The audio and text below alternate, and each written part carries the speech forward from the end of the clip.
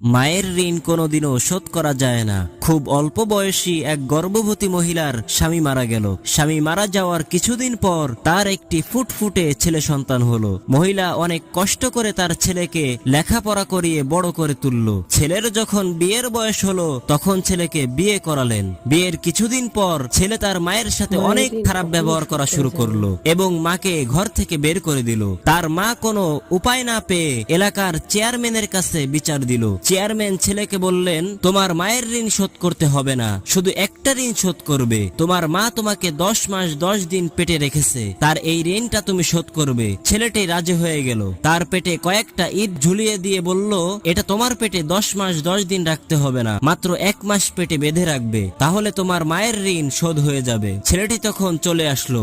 2 থেকে 3 দিন যেতে না যেতেই ছেলের কাছে মনে হলো 20 মণ পাথরের মতো ওজন। তখন সে বুঝতে পারলো একজন